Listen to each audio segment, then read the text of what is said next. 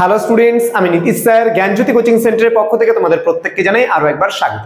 তো স্টুডেন্টস, আজকে আমি তোমাদের সঙ্গে আলোচনা করব এনইপি ফোর্থ সেমিস্টার 4 ইয়ার আন্ডার গ্রাজুয়েট প্রোগ্রামের অধীনস্থ যে সমস্ত ছাত্রছাত্রীরা ফোর্থ সেমিস্টারে সোশিওলজি মেজর নিয়ে পড়াশোনা করছো তাদের জন্য আজকে মেজর 6 এর একটা অতি গুরুত্বপূর্ণ টপিক নিয়ে আলোচনা করব। সেটা হচ্ছে আত্মীয়তার বৈশিষ্ট্যগুলি সম্পর্কে আলোচনা। তো ক্লাসটি শুরু করার পূর্বে তোমাদেরকে বলবো ভিডিওটি অবশ্যই বন্ধুদের সঙ্গে শেয়ার করো। যারা এখনো চ্যানেলটিকে সাবস্ক্রাইব করোনি তারা অবশ্যই চ্যানেলটিকে সাবস্ক্রাইব করে পাশে থাকা বেল আইকন অল প্রেস করো, যাতে নেক্সট টাইম থেকে কোনো ভিডিও আপলোড করলে তার নোটিফিকেশন সবার আগে তুমি পেতে পারো। এছাড়া অনলাইনে তোমরা যদি আমাদের সেন্টারে জয়েন করতে চাও তাহলে অবশ্যই যোগাযোগ করো আমাদের অফিশিয়াল নাম্বার 6295916282 এবং 7076398606 নাম্বার। তোমাদের টোটাল কোর্স ফি, যারা মেজর কোর্স নিয়ে পড়তে চাইছো তাদের জন্য কোর্স ফি রয়েছে টোটাল 1199 রুপিস ফোর্থ সেমিস্টারের পুরো সেমিস্টারের কোর্স ফি। এবং যারা মাল্টিডিসিপ্লিনারি কোর্স বা এমডিসি এর পাস কোর্স গুলো নিয়ে পড়বে তাদের ক্ষেত্রে 599 রুপিস 5টা সাবজেক্ট। এখানে 6টা সাবজেক্ট পাচ্ছ তোমরা প্যাকেজে, আর এখানে পাচ্ছ 3টে সাবজেক্ট। সেই 3টে সাবজেক্টের মধ্যে এমডিসি, এইসি এবং মাইনর। তো চলো শুরু করছি আজকের ক্লাসটা। লাস্ট ক্লাস আমি আলোচনা করেছিলাম তোমাদের আত্মীয়তা বলতে কি বোঝো। আজকের আলোচনার বিষয় আত্মীয়তার বৈশিষ্ট্যগুলো সম্পর্কে আলোচনা করব আমি। তো দেখো, প্রথমত আমি বলে রাখি আত্মীয়তা, আমি লাস্ট ক্লাসে বলেছিলাম আমি কয়েকটা ভাবে আত্মীয়তা তৈরি হতে পারে। কি? এক রক্তের সম্পর্কে, এক বৈবাহিক সূত্রে, এক কাল্পনিক ভাবে, আর একটা দত্তক ভাবে। এই চারটা ক্যাটাগরির মধ্যে দিয়ে আত্মীয়তার কিন্তু বন্ধন তৈরি হতে পারে। আমি আবারও বলছি, আত্মীয়তার বন্ধন তৈরি হওয়ার চারটা ব্যাপার রয়েছে। একটা বৈবাহিক সম্পর্কে, সাপোজ মনে করো আমি বিয়ে করলাম, আমার শ্বশুরবাড়ির সঙ্গে আমার বাবার বাড়ির একটা কিন্তু সম্পর্ক তৈরি হবে, তাহলে এটাকে বলা হয় বৈবাহিক সম্পর্কে। রক্তের সম্পর্কটা কেমন? সাপোজ মনে করো আমার বাবা, কাকা, জ্যাঠা, পিসি এদের সঙ্গে একটা রক্তের সম্পর্ক গড়ে উঠছে, তাহলে একই বাবার, মনে করো আমার বাবার আমরা দুই ভাই, এবার দুই ভাইয়ের দুটো পরিবার, তাহলে এই যে দুটো পরিবারের মধ্যে সম্পর্ক তৈরি হচ্ছে, এখানে কিন্তু রক্তের সম্পর্ক। কাল্পনিক ভাবে বলেছিলাম আত্মীয়তা তৈরি হতে পারে কেমন ভাবে? সাপোজ মনে করো আমি পাতানো মাসি, পাতানো পিসি, পাতানো দাদা, পাতানো দিদি, পাতানো ভাই, পাতানো বোন, এভাবে আমরা বানাই না, পাতানো অমুক, পাতানো তমুক। তো এই পাতানোটাকে বলে কাল্পনিক আত্মীয়তা। আর দত্তক আত্মীয়তা। দত্তক আত্মীয়তা বলতে কি বোঝায়? সাপোজ মনে করো একটা দম্পতির বিয়ে হয়েছে, হাজবেন্ড ওয়াইফ দুজনের বিয়ে হয়েছে। বিয়ে হওয়ার পরে দেখা যাচ্ছে যে সেই দম্পতির কোনো সন্তান জন্ম দিতে তারা অপারগ বা পারছে না। তাহলে সেক্ষেত্রে দাঁড়িয়ে কি হবে?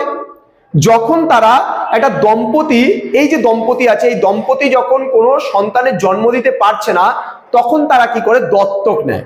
কোনো পুত্র সন্তান বা কোনো কন্যা সন্তান তারা দত্তক নেয়, তাদের নিজের সন্তানের মতন করে মানুষ করে। তখন যে আত্মীয়তার সম্পর্ক তৈরি হয়, এখানে দত্তক সূত্রে আবদ্ধ আত্মীয়তা বলা হয়। তো এইভাবে আমরা আত্মীয়তা জানলাম যে কিভাবে তৈরি হতে পারে। পরের দিন আমরা আত্মীয়তার শ্রেণীবিভাগ জানবো, কিন্তু আজকে ক্যারেক্টারিস্টিক্স, মূল যে বিশেষ বিষয়টা আজকে রয়েছে বৈশিষ্ট্য। দেখো তাহলে আমি কি বললাম? 1 নম্বর পয়েন্টে আমরা বলতে পারি আত্মীয়তার বৈশিষ্ট্যের মধ্যে যে আত্মীয়তা তৈরি হওয়ার কতগুলো প্রসেস রয়েছে। যেমন আত্মীয়তা ব্যবস্থা সম্পর্কের মধ্যে ঐক্য, সম্প্রীতি এবং সহযোগিতা কিন্তু বজায় থাকতে পারে। দেন আত্মীয়তা মানুষের সঙ্গে মানুষের একটা যোগাযোগ তৈরি করে, একটা সম্পর্ক তৈরি করে, একটা মিথস্ক্রিয়ার সৃষ্টি করে। দেন বলছে বৈবাহিক সম্পর্ক স্থাপনের ক্ষেত্রে আত্মীয়তা গুরুত্বপূর্ণ। বৈবাহিক সম্পর্ক স্থাপনের ক্ষেত্রে আত্মীয়তা খুবই গুরুত্বপূর্ণ। তার কারণ আত্মীয়তা সম্পর্কের উপর ভিত্তি করেই কিন্তু বৈবাহিক সম্পর্কটা গড়ে উঠতে পারে। কিভাবে? সাপোজ মনে করো আমি, দেখা গেল আমার কোনো একজন মাসি কলকাতায় থাকে, আমি শিলিগুড়িতে থাকি, আমার কোনো একজন মাসি কলকাতায় থাকে। এবার আমি বিয়ে করব, মেয়ে পাচ্ছি না। তো আমার মাসি বললো আমাদের এলাকায় একটা খুব ভালো ওয়েল এডুকেটেড একটা মেয়ে আছে, তুমি বিয়ে করবে নীতিশ? আমাকে বললো, এবং আমি বললাম হ্যাঁ মাসি দেখো। তাহলে আমি যাচ্ছি দেখতে, বাবা মায়ের সাথে দেখতে গেলাম, বন্ধু বান্ধবের সঙ্গে দেখতে গেলাম, এবং সেই মেয়ে আমার পছন্দ হলো, আমি কিন্তু তাকে বিয়ে করতে পারি। তাহলে এই যে সিস্টেমটা, তাহলে এটাকে কি বলা হচ্ছে? আত্মীয়তার সম্পর্কের উপর ভিত্তি করে কিন্তু আমাদের বৈবাহিক সম্পর্কগুলো আমরা গড়ে উঠতে দেখি। নেক্সট বলছে আত্মীয়তা বিভিন্ন আত্মীয়ের আচরণ নিয়ন্ত্রণ করে। ব্যাপারটা কেমন? তুমি যদি ভালো হও, তোমার আত্মীয়রা তোমার সঙ্গে ভালো সম্পর্ক রাখবে, এবং তুমি যদি ভালো না হও, তোমার আত্মীয়রা কিন্তু কখনোই তোমার সঙ্গে ভালো সম্পর্ক রাখবে না।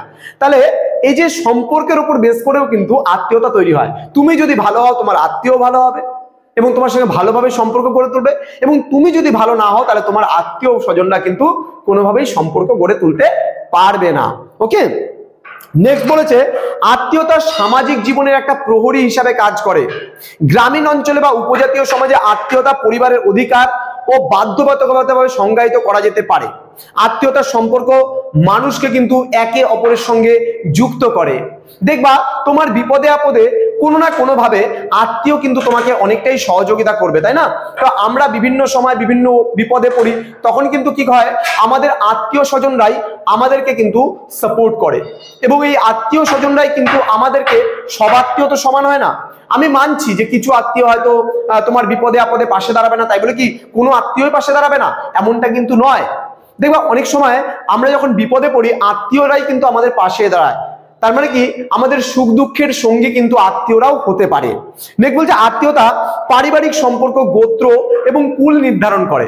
দেখবা বিভিন্ন গোত্রের মধ্যে, সাপোজ মনে করো আমি আলিমান গোত্র, এবং আমার আত্মীয় স্বজনরা বেশিরভাগ দেখবা এই গোত্রের মধ্যেই হবে, কারণ তারা সেম গোত্রের মধ্যে হয়। নেক্সট বলছে আত্মীয়তা জন্ম থেকে মৃত্যু পর্যন্ত থেকে যায়, অর্থাৎ আত্মীয়তার সম্পর্কগুলো জন্ম থেকে শুরু হয় এবং মৃত্যু পর্যন্ত কিন্তু গড়ে ওঠে, এবং আত্মীয়রা কিন্তু এই জন্ম থেকে মৃত্যু পর্যন্ত যতগুলো আচার অনুষ্ঠান পালন করবে তুমি সবগুলোর মধ্যেই কিন্তু দেখা যাবে যে আত্মীয়রা কোনো না কোনো ভাবে তোমার সঙ্গে কিন্তু জুড়ে আছে। সাপোজ মনে করো তোমার পরিবারের কোনো একটা অনুষ্ঠান, জন্মদিন হতে পারে, তোমাদের অন্নপ্রাশন হতে পারে, আমি বৈবাহিক কোনো অনুষ্ঠান হতে পারে বাড়িতে কোনো শ্রাদ্ধানুষ্ঠান হতে পারে, আত্মীয়রা কিন্তু সমস্ত অনুষ্ঠানে কিন্তু নিবিড়ভাবে সম্পর্কিত হয়ে থাকে। দেন বলছে গ্রামীণ এবং উপজাতীয় সমাজে আত্মীয়তা এবং আত্মীয়তার সম্পর্ক পরিবার, বিবাহ, উৎপাদন ব্যবস্থা এবং রাজনৈতিক ক্ষমতার অধিকার এবং বাধ্যবাধকতা কিন্তু নির্ধারণ করে দেয়। তো এই 8-10টা আমি পয়েন্টস তোমাদের সঙ্গে আলোচনা করলাম, আত্মীয়তার পয়েন্টস গুলো। তো আমরা আমাদের পেইড ব্যাচের যে সমস্ত স্টুডেন্টরা রয়েছে এবং যারা আমাদের কাছে অ্যাডমিশন নিয়েছো তাদের সঙ্গে আমরা আরো ডিটেলসে আরো বিস্তারিতভাবে আলোচনা করব।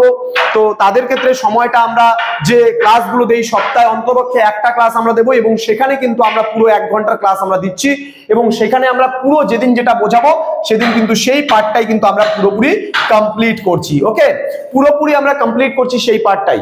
তো স্টুডেন্টস, তোমরা যারা এখনো দাঁড়িয়ে ভাবছো সময় নষ্ট না করে প্রথম থেকে অ্যাডমিশন নাও, তার কারণ তুমি যদি ভাবো যে 3 মাস পরে আমি অ্যাডমিশন নেব, তখন কিন্তু কোর্স ফি কমবে না, কোর্স ফি কিন্তু এটাই থাকবে। সুতরাং প্রথম থেকে অ্যাডমিশন নিলে ক্লাসগুলো প্রথম থেকে করতে পারবে, তোমাদের যথেষ্ট সুবিধা হবে। তো স্টুডেন্টস, দেখা হচ্ছে খুব তাড়াতাড়ি আরো একটা নতুন ভিডিও নিয়ে। তোমরা প্রত্যেকেই ভালো থেকো, সুস্থ থেকো। Thank you so much, thanks for watching. After all, thank you.